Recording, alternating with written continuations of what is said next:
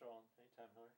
Okay, today is Tuesday, March the 7th, 2006. We're here in the GAC library with Patrick Hogan. I'm Thank you. Hillary Correa. Peg O'Leary is the researcher, and Kevin, I forgot your last name. Kevin Collins Yeah. is our videographer, cameraman. Hi, Patrick. Well, thank you very much for having us here. It's nice to be here. I'm really glad you came. Well, thank you. Well, can we start with your name? Why were you given your name? Well, Patrick Hogan, I was born on the 25th of March, so I presume there was kind of lost for. I'm the fifth son I'm actually the seventh born out of eight. So they were running out of names, so and I was born so close to St. Patrick's Day, they decided to give me Patrick as a name. Ah, that's So nice. from County Clare, I'm from County Clare, a small village called Kildysart, right on the Shannon Estuary in County Clare, halfway between Innis and Kilrush. Okay. And is that the parish name, Kildysart? Kildysart, yeah, that's the parish name. Okay. So Is there a townland name as well? no, it's actually just Kildysart. It's actually the name of the town is Kildysart. It's a village. So it's we're in the the diocese of Killaloe. So Okay. And would you like to tell me when you were born? 1969, a few years ago. Can you describe your childhood home? Yeah, we. I just lived on the outskirts of the village. It was a small village of maybe 2,000 people. My dad was a local veterinary surgeon for the whole of area, like the Kildysart, Lissy Casey, Cranny, Kilmihill, Labashida, some parts of Innis area. He had about a 30-mile radius from Kildysart, or about 15 to 20-mile radius from Kildysart, and he was a local veterinary surgeon, where he took care of it was more of an agricultural animals he dealt with, like local farm animals, cattle, sheep, horses, pigs, very little kind of pets. We looked after maybe dogs. I think the weirdest one he ever got in there was was actually a snake from a zoo. But he was looking at it and scratching his head. I think whatever he gave it, whatever he did to the snake, anyway, the snake left anyway in good health. So What was it like being the child of the veterinary surgeon? It was. I mean, it was interesting. I mean, it was very interesting. When my dad was like a kind of a figure of the community, but when we were never, my parents were never. I mean, like they didn't look down on anybody else. We were always treated. We were brought up to treat everybody fair and as in if we're told to treat people like you'd like to be treated yourself.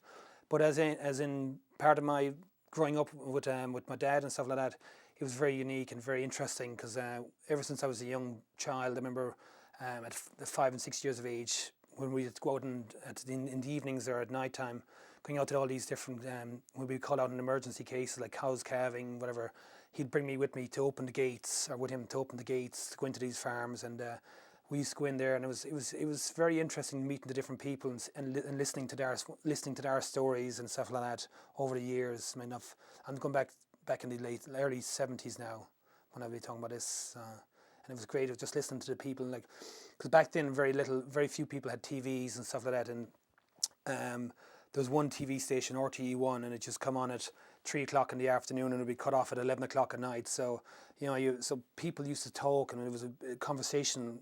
Conversation was a big part of the Irish heritage back then. So. And it was great listening. It was interesting just listening to their stories, and and listening to the stories of back in the 40s and the 30s of when of their time of growing up, and it was very interesting. But I think when you're out there at 3:00 in the morning and you're inside sitting around a peat fire and the smoke is getting into your eyes, and all you want to do is go home to bed, and you're not really into. Back then, I wasn't really interested in these stories. So, but as I said, I mean, you'd keep one ear open and you listen to some of the stories and listen to how people kind of got on and how people immigrated when they were like they came from large families, and they actually immigrated to Australia or immigrated to England or over here to America, which was a lot of them actually immigrated to America back in the 60s, the 50s, the 60s, and the 70s. So. Can you remember some of the interesting people that you met? To be honest, no one person would stand out, but because they were all unique in their own ways. I mean, they all had their own different stories and their different people.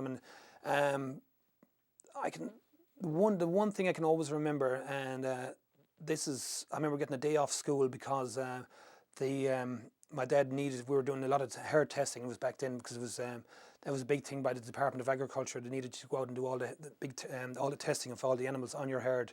But he was short-handed, and I went out one day taking the book, and I remember it was at lunchtime, and I walking in. It was at like 2 o'clock in the afternoon, and we were doing this herd from a guy from actually Cranny, a guy called PJ Curry, and we got into the house, and all it was one room where they actually lived, and they lived, they cooked, and they socialised in this room. They had the kitchen there, the table was over in the corner. They'd pull out the table and they'd put the chairs around it. At the end of after the supper was done or after their meal was done, they'd put the table back in the corner and pull out the armchairs and sit around the fire and watch and talk to each other. There was very little electricity. Most of the cooking was done on the open heart fires. But this particular day, anyway, we were brought in. The lady of the house invited us in for dinner, Mrs. Curry, or in for lunch, and then she had bacon and cabbage. And I can remember the piece of bacon that was put on there was about maybe 2 inches thick of fat, and it was maybe a small little bit of actually bacon, and I was like, oh my goodness. And when you're like 12, I was about 12 years of age back then, I remember looking, I was like, how in the hell am I going to eat this? And it was an insult to actually leave anything behind. So, but I remember they had 2 sheepdogs for the dog for the thing, and they were underneath the table. So I was there cutting away, and I cut the little pieces of meat off, and I ate those, and the cabbage I ate that, and I ate the bacon. And when I thought nobody was watching, I was feeding it, dropping it underneath the table, and the dog was there. You could hear him lapping it up. Anyway, but I ate it all in, but I was one of the first ones to finish. And the next thing, another piece of bacon came down in front of me. I was like, oh my goodness. And I was like, oh, I couldn't. I was like, thanks, but no thanks. I couldn't. I said, no, I'm full after that. Even though I was ravenous, I was starving the same day because I was out since I was up since 8 o'clock, and this was like 2 o'clock in the afternoon, and I was dying for something to eat. So I couldn't wait to go home that night to have a good old hamburger or something like that. So it was good. That's one of the things one of the things Mrs. Curry back in Crenny, I think she was. So that was one of the things. But overall, man, it was everybody was unique in their own way. So they all had their own stories to tell and their own, so it was very, very interesting. The only regret I have that I didn't pay more attention to some of the stories. But as I said, when you were younger, all you wanted to do was kind of go off and have fun with your friends. And I regret now, but I still remember some of the stories of as the people immigrating and how, of the olden days when the black and tans were in Ireland and like the English ruled Ireland back in the early 1900s. And there was a lot of people, like there was another lady, and she was born in very late 1800s, and she was telling us about how how the black and tans used to come in, and I remember that I was like, and I paid attention to that and how they were she'd be coming along on her bike and they'd knock her off her bike and stuff like that, but it was very interesting, as I said. So as a little boy, did that translate into any of your games? As in what ways? And would you have pretended you were beating the black and tans or something like that? I think not so much. I think more Hollywood had a kind of a more influence in our games, like cowboys and Indians and stuff like that, hiding in the woods and stuff like that. No, we didn't really pay much attention to it, because I suppose when we were younger like that, when you were like 7 and 8, 9, like very early. In my very early childhood, you didn't really know much about the olden history. It's only afterwards, when you were went into secondary school at the age of like 10, 12, 14, is when you actually you learned more about the actual how England had a hold of Ireland and how it affected the Irish people and stuff like that through the famine and how through immigration and stuff like that. Okay, let's go back to your family for a minute. Now you mentioned your father. What was your father's name? Michael Hogan. And your mother's name? Anne Meehan. And can you tell me about your mother? My mum, she was from Kildyserd. My grandfather, her father, was an importer of coal and stuff like that. He used to import coal from, I think it was from Fines, right across the river, because that's where the main boats used to come into Fines in Limerick. And then he'd have a boat come across the Shannon Estuary into the little quay in Kildyserd, and he'd have the horse and cart, and they'd unload it there and they'd put it onto the horse and cart, and he'd bring it up the road into a storage shed. Unfortunately, I don't remember any of that. It was way before my time.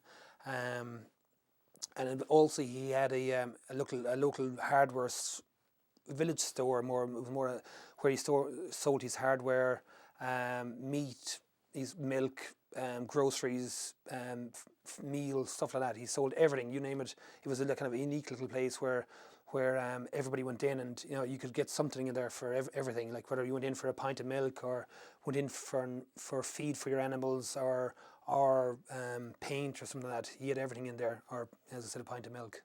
A real general store. Yeah, general store. So and that's what he had, and that's where my mum. And then my mum went to Dublin.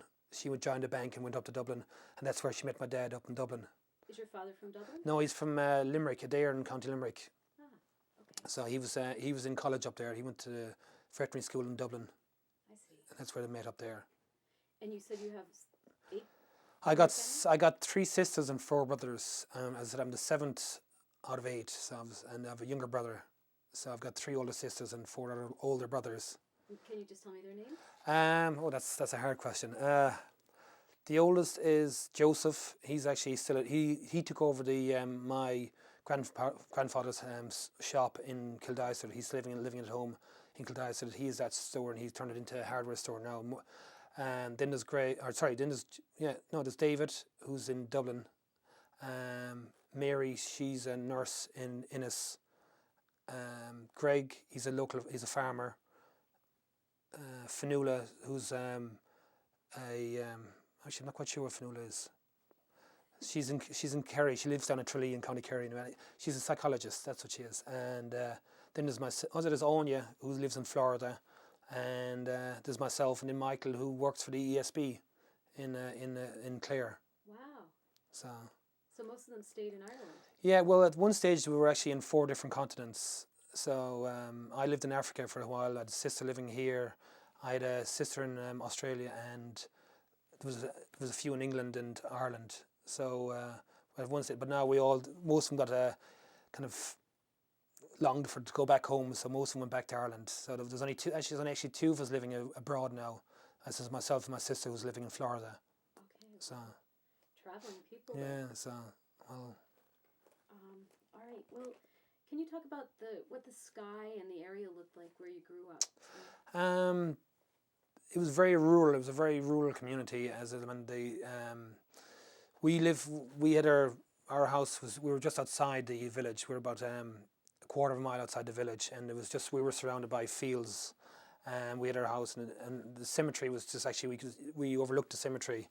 It was an olden house. I remember waking up in the morning in the winter, and you could see your breath because it was so cold, and like when you're inside in bed and you daren't move because you had your warm little pocket, and when it was freezing, and then but in the summer it was beautiful in there because it was nice and cool and stuff like that. But the village itself, as I said, it was about 2,000 people actually lived in the village. It was one main street, and then there was a couple of side streets off it. It was on the main coastal route between Innis and Kilrush. It was a local farming. It was a farming community where everybody knew each other. So it was like a very small, a very close knit community. So it was nice. It was very nice growing up there. Were you related to a lot of the people in the town? No. No. Actually, we'd know we in the surrounding towns we had relations in Cranny, Kilmehel, around that we had kind of cousins, first, second cousins like that, but not in Kildysart itself. We were actually the only Hogans in Kildysart. Wow. So. And if you were switching back to your house again, now if you were looking at your house, you described it as an olden house. Yeah, it was built in the 1800s. What did it look like? It was a 2-story house with a lot of the outhouses. It was one of the old. It was actually originally owned by one of the English. I think I'm not 100% sure of the heritage, but I think it was owned by one of the English gentry back then, and then it was back when it was when Ireland got independence. A lot of the people left, and a lot of the English kind of went back to England, and I think my grandfather bought it back in 1940s, I think, the 1930s. I can't remember really. I'm not quite sure when. I'm not 100% sure about the heritage, but there was a few stories about it, about how there was a family. It was a doctor Gary, that actually lived there. He lived in it as well, and there was also there was a few stories attached to it, how there was a couple that I think they looked after the land around the area, and this has come back in again the early 1900s, and every Saturday this man used to hop on his bike and he'd ride the 15 miles into Innis, because Innis was the main market town for the area, on his bike. But he'd tell his wife he's off, and the wife would have his. He said, "I'll be back by 6 o'clock." Within a half an hour of that 6 o'clock, he would be guaranteed to be at home. But one particular Saturday, he never returned, and he was never found. But the old story goes around that area that he vanished anyway. Nobody ever know what happened to him. But the lady died after a few years of, but she died of a broken heart. But to this day, when somebody dies in the town, this lady is actually seen out at our road gate, crying there, like she's known as the Banshee, and she's supposed to walk in our driveway, stand at the top of the lawn, and walk down the hill into the graveyard. So that's and I thought I seen her one night when I was going home, but it actually turned out to be a badger. So she scared the believers out of me anyway. So I was like, I had a few toddies in me, like a few pints of Guinness, and that scared the hell out of me. And I thought my whole life flashed in front of me. So, but it was actually a badger that just came in around the back because we used to raise chickens as well at home, and we used to keep stuff outside, like the waste food. I was like after the dinner, we used to keep it there, and this badger used to come in eating this stuff, and when I was coming in one night at like 2 o'clock in the morning, and next thing I could feel this thing whizzing by me, like, oh my goodness. But the next day I found out it was the badger, because I seen him. He came back again that night, so it's for more food. So I was like, woof, big sigh of relief. What did the badger look like? He was actually grey and black, and like with his little short tail and his small stubby feet, and it was I think it was in the middle of February or March, I think the time it was. So the ground was a lot colder. I mean, it was a lot colder there. So, and food was a lot scarcer. So what he was doing, he was actually, as I said, he was coming in around the back of the house to get at some of this waste food that we had left outside for the chickens. You know, after the dinner, the potatoes and stuff like that was left out there to feed the chickens the next morning. And he's coming around there, and he'd eat some of the food. So, and then, as I said, I met him one night coming home. So that was my close encounter with a badger. Were there other kinds of wildlife living around you? Yeah, I mean, there was foxes. There was they were the main foxes and badgers were the main things around there. Like when you had I mean, there was a load of wildlife, as in pheasants, geese, ducks back then. Unfortunately, geese have a lot. I mean, this again, I'm going back in the very early 70s. There was a lot of geese. I remember there was a lot of geese around that area because I live right on the Shannon Estuary, so there used to be a lot of geese foddering around there. But now when the Shannon Airport opened up and all the planes started coming in, the geese kind of packed their bags and left. So but there was a lot of ducks and mostly ducks around that area. So, but apart from that, there was no big game like deer or something like that. There was very little of that stuff around that area. Mostly small animals. Yeah, small wild animals. Okay. All right. Let's see. Well, you talked a little bit about food, the bacon and cabbage. What kinds of things did you eat in your household? We had a farm. I grew up. My dad was a local vet. We had a farm as well, so we used to we raised a lot of animals. Like we used to. It wasn't a dairy farm; it was a beef farm we had, and we raised beef, like a lot of animals for the beef trade, and also sheep and stuff like that. So we used to kill an animal for our own freezer. That's what they used to do back then. Kill a heifer or a cow. And the same with a sheep, we used to kill them and freeze it up. So we were self-sufficient that way. Also, as I said, come back in the day, a lot of people did a lot of bartering. So my dad would go out and he'd go out to a farmer, and he mightn't have any money. And he says, "Oh, here, I'll give you a chicken. Like I'm out killing a few chickens. Here, have a chicken, or have a goose, or have a duck, and that's the way. Or here, have a leg of lamb." So when we used to get, that's how we used to pay a lot. We used to get a lot of payment that way. So we were like self-sufficient, or we used to have dogs as well. We used to keep a lot of dogs at home, and I remember we had a couple of purebred Labradors, and that was in lieu of payment as well. My mother used to go daft, so she's like, "What the hell are you doing?" So we'd have 5 or 6 dogs running around the place, and like, "Oh," she says, "You're nuts." So, but I was so it was we I think that was one of the where I learned how to got a taste for food as well, because my mum, she was no matter where I went in the world, you can't beat home cooking. My mum's cooking is, I think, is the best cooking. Even though I'd eat meat medium rare. At home in Ireland when we were growing up, she'd put a roast into the oven, and she'd come back 5 or 6 hours later, and it'd be dry as a shoe, and she'd put a knife in, and if it came out, if there was a little bit of blood, back in for another hour. So it was as dry as a bone, and but it was fantastic. It was lovely. So I mean, don't ask me how I liked her food, but it was you can't beat your mum's cooking. So. Did she teach you to cook? She didn't actually teach me. She that's where I kind of watched and kind of participated in the cooking, and kind of learned a lot from her, indirectly. But I actually, when I was 17, I went to London, and that's where I went in. That's how I got into the catering. I studied the hotel management for the first bit, and then I went into the chefing, and that's how I got into the hotel and catering industry. So that's where I started off as, and I went to university over there in London.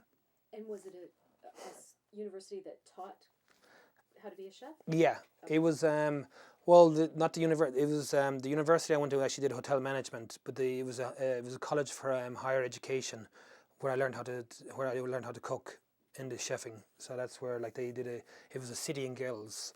It's a kind of a I don't know how would you do it. It was solely for cooking.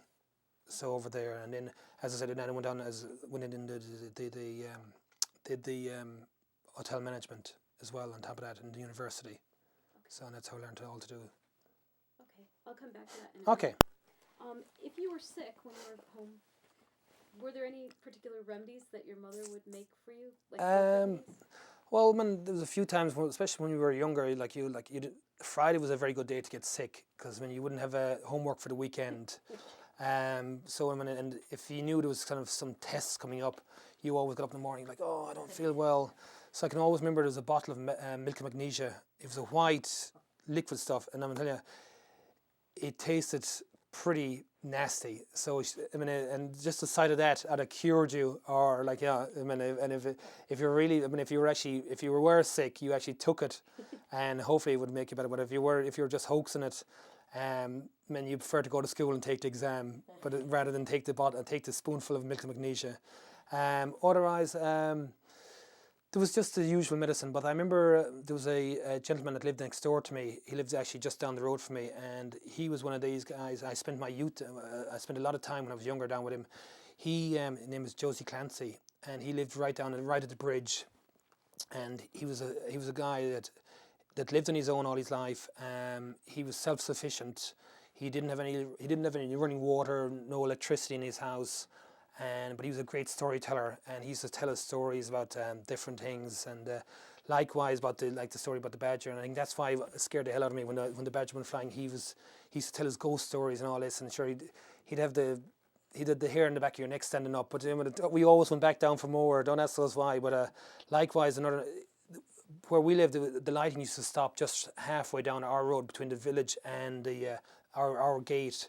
The electricity, the light posts used to stop. So then we'd have the final 200 yards would be in darkness, and then there was he used to live another quarter mile past our gate. So it was just pure pitch dark going down there. But I used to spend a lot of time down there. And he used to tell us stories, and he used to have his own little garden. He used to raise chickens, and he was self-sufficient. But I remember he used to in his garden he used to have strawberries, and in the summertime he used to every Sunday he had 2 or 3 acres of land back the road, about 2 miles back the road, where he had 2 or 3 sheep, and he used to go back there looking at them. And I used to watch him come back the road, and as soon as he was going back the road maybe a little bit, and go around the turn, I used to leg it down to his little garden and go in and raid his strawberries, because they were the nicest strawberries ever. So it was all natural. There was no such thing as, he didn't have any. It was all natural, homegrown goods. There was no artificial preservatives, no artificial anything like that. he's chicken. He used to raise, as I said, he used to raise chickens. They used to raise laid eggs. He had geese, ducks. They used to all lay eggs. He'd fry them up, the nicest eggs you can imagine. He had a few goats, and I never. It was funny. I never drank cow's milk. I never got a taste for cow's milk. And even to this day, I never really got a taste for cow's milk. But I used to love goat's milk. And I used to go down there. We'd milk the goat. He'd go out in the middle of out in the middle of the field, and he'd catch the goats. They'd stand up, and he'd just milk them out in the middle of the field, and let them off, and they would go off. And every year they'd have the goats would have a kid or two, and I mean, that was his food for a couple of weeks afterwards. He'd slaughter the kids, when they came a certain age, and he'd keep them for a couple of days, and that's how he survived. Wow. So but as I said, he was a great storyteller, and one night he told us, it was myself and one of my best friends, Michael O'Grady, that we were down there and we were down there and we were listening. He was telling us all these stories, and don't ask me what the stories was, but he had the hell scared out of us anyway. And it was like 10 o'clock at night, pitch black, and I mean you could barely see your hand in front of you. But we were coming up along the road, and we owned the land at one side of the road, and it was stone walls all the way up along. And I can remember the shaking of chains inside the wall, and again the hair was up in the stand in the back of our necks. But we must have did it. We could have beaten any Olympian up that road. We legged it up that road like maybe 100 miles an hour, and I went in, and I remember getting my mum to drop. Michael O'Grady lived in the village, so I remember getting my mum to drop Michael O'Grady up to his house because we were too scared to go the extra every little bit. So he brought him up anyway. But I was going back down. That was on a Friday night, but I was going back down on the Saturday, and there was a goat inside. One of his goats that came up and had a chain around his neck, but he got caught in some brambles in there, and he was just moving around. But whatever, it's amazing when you're younger, your imagination used to run right. So he scared the hell out of us anyway with that. So that's how our ghosts anyway came about. So, but it was as I said, but he unfortunately he passed away in the early 1989 he passed away, and as I said, he was self-sufficient. I mean, he got everything. Whatever he ate, he grew himself, or he got from the land. So it was great. It was very interesting to